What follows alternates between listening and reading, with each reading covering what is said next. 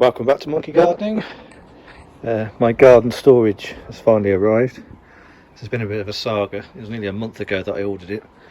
The first delivery I waited in all day, didn't arrive. I rescheduled second delivery. Second delivery I slept through. They came far too early in the morning. And then third delivery, after a lot of toing and throwing on the phone, I managed to actually wake up and get it. So yeah, it's a nice big storage box. So my lawnmower, my pressure washer and all the other crap at the end of the garden can go in this.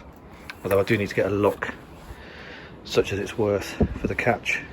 According to the side of the box, it doesn't need any tools, apart from me. So hopefully it won't take too much to put it together. I was hoping to do this with Bird this weekend. He was supposed to be coming up, but unfortunately he can't make it. So it's just me and my Todd.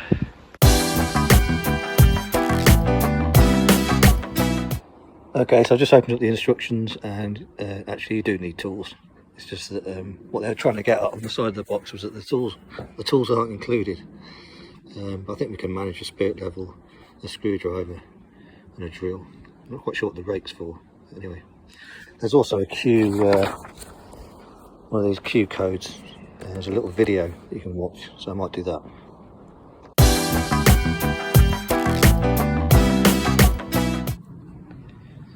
Okay, the instructions are also telling me that the assembly requires 2 people.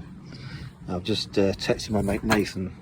He's got one of these. He recommended this to me, so I was going to find out from him whether it is possible to do it on your own.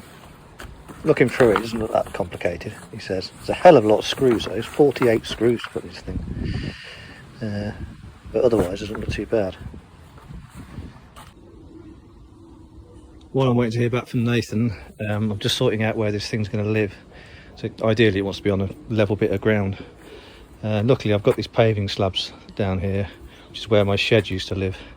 So I've just scraped back all the earth. I'll give this a good brush down in a minute. And I've just measured it out and there's plenty of room on here for it. Right, I just heard back from my buddy Nathan. He says to go for it. He didn't remember having any trouble doing it by himself, so we'll give it a go. If I get into a muddle, I'll phone him up. He can sort it out. Okay, that's the paving slabs all scraped off and brushed off. I've not gone all the way out here, but it's not that deep. So yeah, I'll start assembling it, I guess. Okay, so that's the base laid down, and it's not rocking about, so the surface is level enough. I brought Howie out here to supervise. So yeah, first thing, put the sides on. Okay, that's the sides put in. They just click into place at the bottom. It's a very solid click. You know it's in when it's in. Next step involves a load of screws. So I'll go and get my DeVault. Okay, next job is to screw these 2 panels together. Got a series of places where the screws go through. They drill straight through the plastic. I just put the first one in, and it was easy.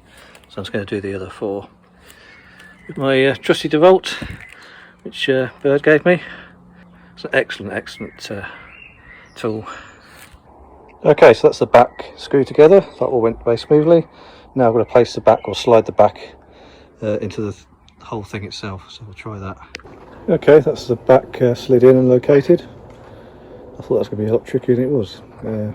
It now gets secured by a metal bar, so let's see if that lines up. Okay, that turned out to be quite frustrating. This metal bar goes on top of the back piece and into here, and it lines up with a hole.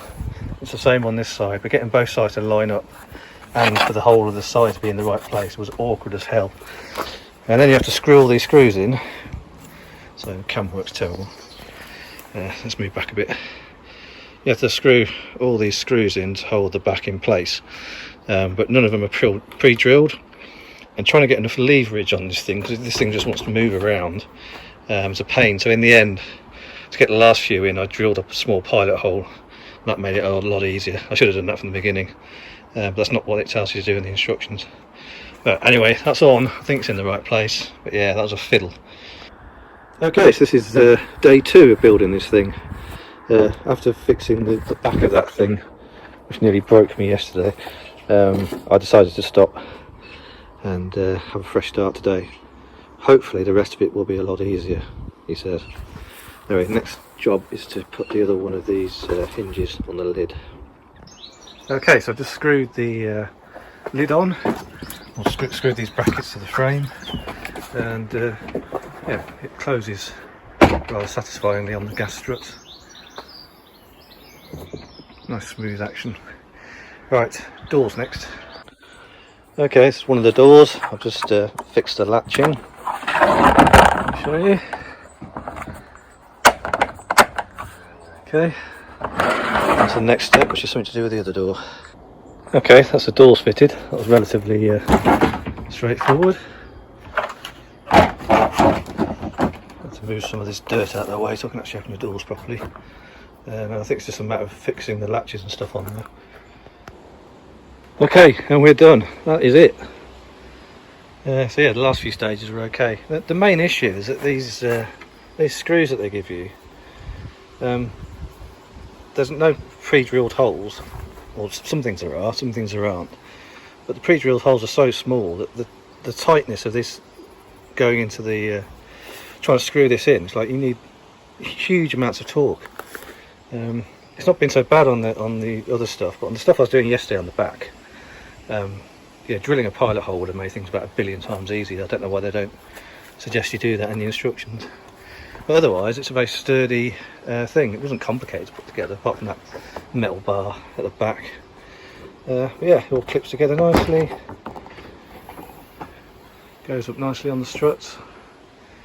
Yes, there's a lock at the bottom and here. I'm going to get a padlock for this. Yeah, it is done. Right, next job is to sort through all of this crap.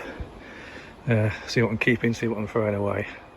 And what I'm keeping I'll put in the storage box. Yeah, I think this year of gardening is more me just sorting out and organising this garden, sorting out fences and sorting out storage. So be it. We're getting there. I'll do something with this barbecue as well. I wonder if that'll clean up if I pressure wash it. Okay, so now I've had a chance to properly look at things. Not everything's doing great. So as I said before, the courgettes have done absolutely nothing while I've been on holiday. They were started very late anyway because we had such a long winter, cold spring. The sunflowers haven't put on much growth, especially the dwarf ones. Lettuce is doing well, still getting good harvest out of those. Strawberries are doing excellent. I've had 2 or 3 really good harvests out of those, they're really nice.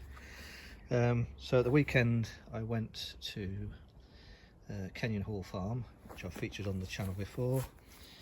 And I picked up some plants, so some more lettuce, some curly lettuce, some onions. I never had much success with onions, but we're going to try again. And some French beans. I also got another tomato plant which is in the greenhouse. So I'm going to plant this lot up now.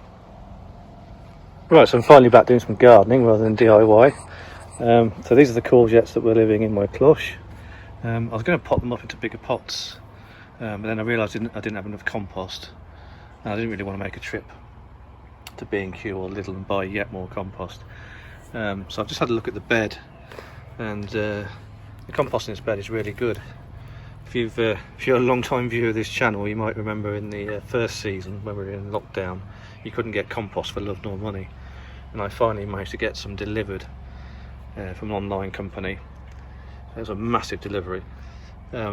And it was good stuff, but it was full of manure. It hadn't really been rotted down for long enough. It was really warm, really hot. But 4 years later, and it's rotted down really nicely in this bed, and the compost is just really crumbly. It looks really good. So I'm potting my courgettes into the bed. I've also taken the polytunnel off the lettuce, and I'm going to net the rest of this area off against the squirrels. Okay, so I just got home from 2 weeks on holiday in Mallorca. It was amazing. Just checking out the garden. Unfortunately this thing has fallen down, so it looks like squirrels have been getting into the bed, but they haven't done too much damage. And there's quite a lot of strawberries here, so I'm going to pick some of those now. Just giving everything in the greenhouse a water. The chili's gone absolutely mental. We've got some tomatoes coming through, but no ripening yet.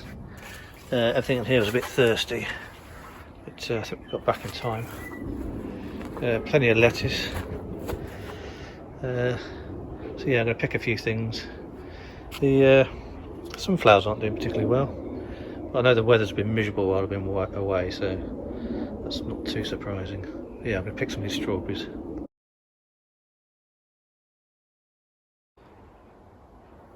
Okay, so now I've had a chance to properly look at things. Not everything's doing great. So as I said before, the courgettes have done absolutely nothing while I've been on holiday. They were started very late anyway because we had such a long winter, cold spring. The sunflowers haven't put on much growth, especially the dwarf ones. Lettuce is doing well, still getting good harvest out of those. Strawberries are doing excellent. I've had 2 or 3 really good harvests out of those. They're really nice. So at the weekend I went to Kenyon Hall Farm, which I've featured on the channel before, and I picked up some plants. So some more lettuce, some curly lettuce, some onions. I never had much success with onions, but we're going to try again, and some French beans. I also got another tomato plant which is in the greenhouse, so I'm going to plant this lot up now. Okay, so I've planted in my extra curly lettuce here and here. I've sown in or planted in my onion plants, the row down here, and I've also set up a wigwam for my French beans and planted those in. I'm just about to water everything in, and then we'll call that an episode. I've just done some more harvesting of strawberries. I'm going to show you. So that's today's harvest, which I shall have later with some ice cream and with some grated chocolate on top. That'll be nice. But yeah, that's it for now. Thanks for watching, everyone. Take care, and I'll see you on the next one.